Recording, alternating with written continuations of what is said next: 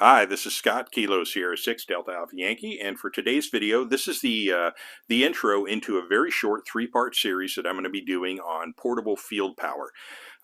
This is also part of my Taking the Amateur Out of Amateur Radio series, but the videos that are, or the topics that I'm going to be covering, I'm going to be talking about these two portable power boxes that we see here. And I'm going to break this up, as I say, into three parts. This is the intro.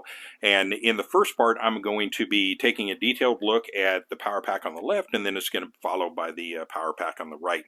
And the power pack on the left, you probably have seen before. I know I've featured it in a couple of videos.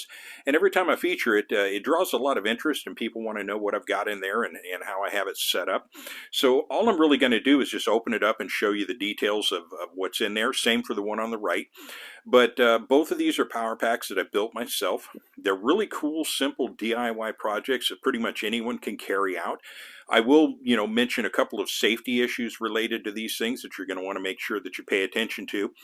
But beyond that, it doesn't take a lot of skill level to set these up. And the neat thing is you get a pretty cool power pack, pretty cool DIY project that's done to your specifications, the way you like it, with all the features that you want.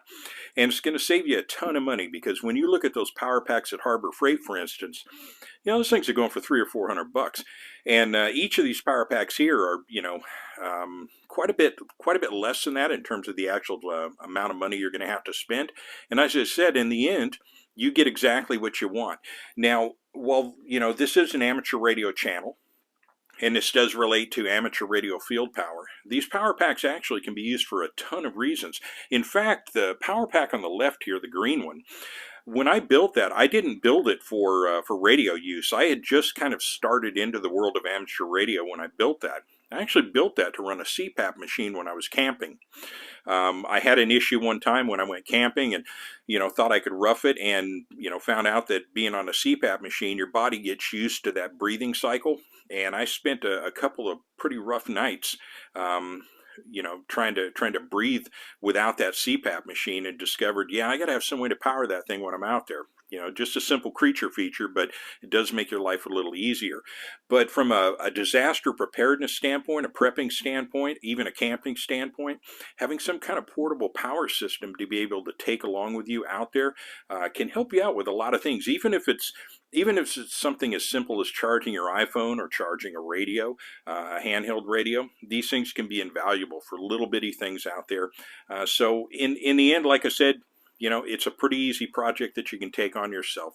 So that's kind of it for the intro. What I'll do now, we'll break from this. I'll go ahead and end this video at this point, and the next installment that'll follow immediately afterwards is going to be a detailed look at the power pack on the left. So thank you for watching and or listening. This is Scott, Kilo Sierra 6 Delta Alpha Yankee from Visalia, California. Have a wonderful day.